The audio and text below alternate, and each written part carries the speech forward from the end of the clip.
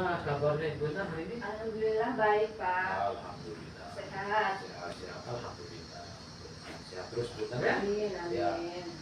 Jadi di sini saya datang untuk supervisi Bu Endang. Iya Pak. Ya, jadi supervisi ini jangan dianggap menakutkan. Iya Pak. Ya Bu Endang ya. Jadi kita ini di supervisi tujuannya itu untuk kita saling sharing aja. Ya, apa kelemahannya, apa kelebihannya, kita saling sharing aja. Kekurangannya bisa kita saling ambil.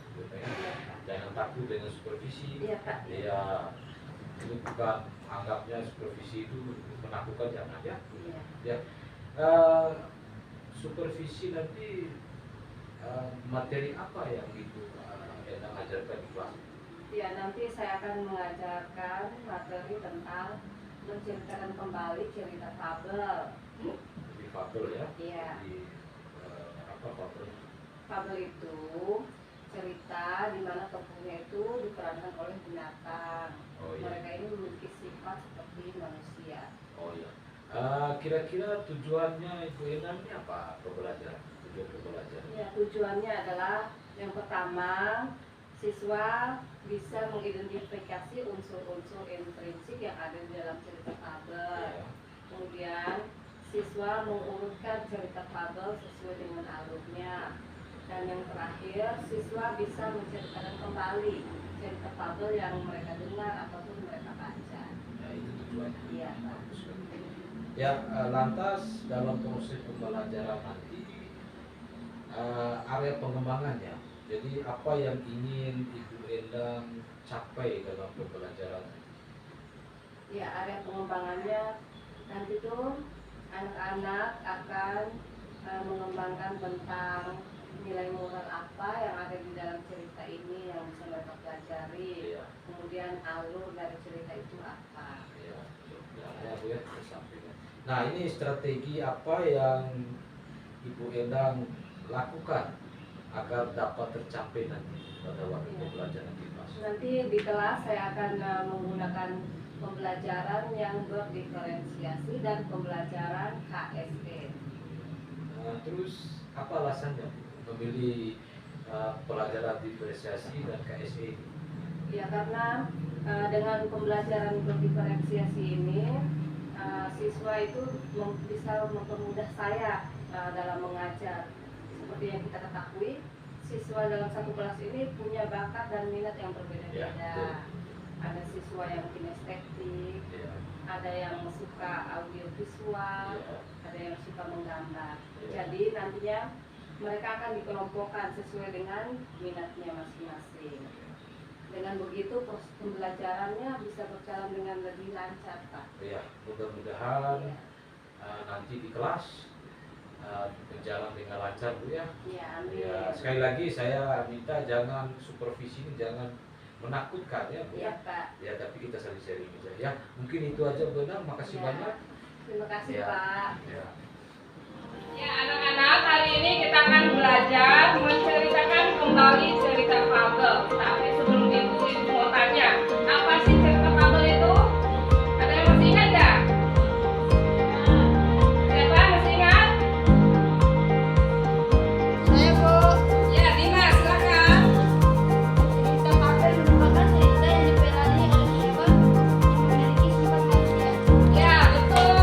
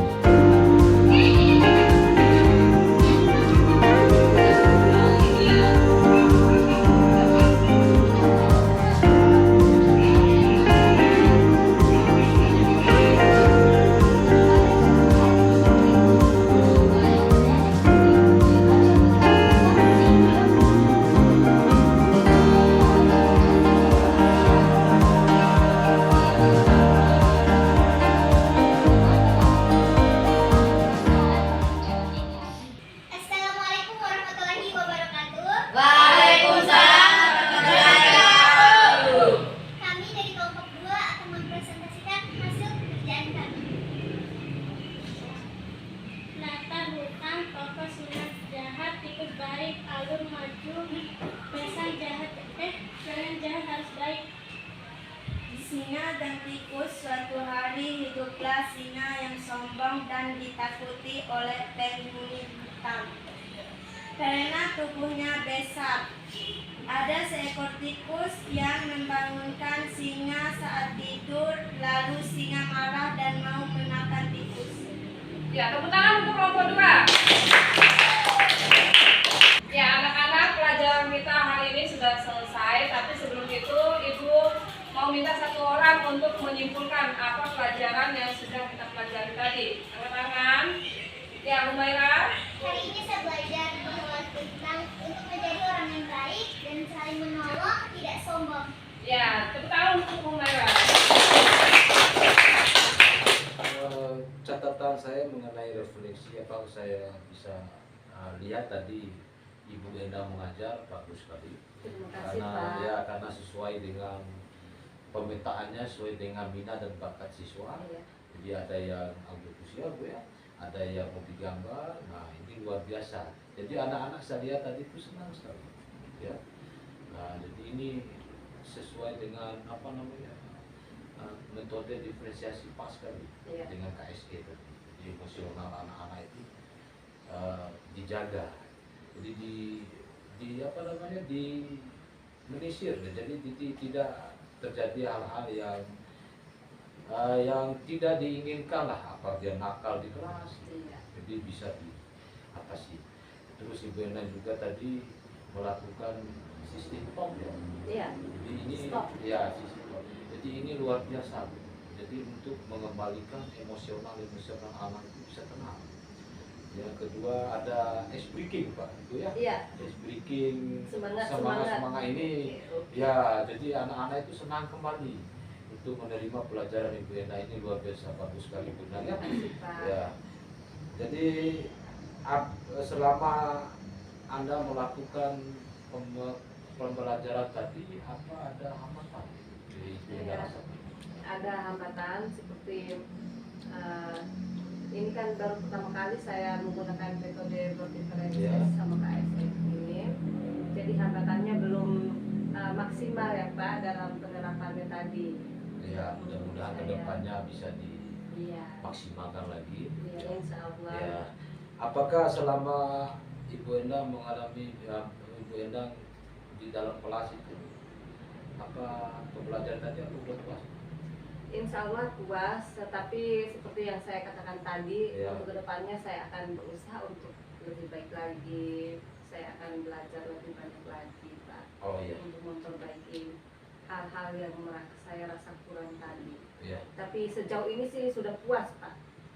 udah puas Tadi ya. ya karena anak-anak antusias, semangat dalam belajar. Ya. Dalam pembelajaran tadi, pengajaran tadi Ibu Endang di kelas itu apa yang Ibu Endang hal-hal yang positif yang Ibu dapatkan di kelas tadi?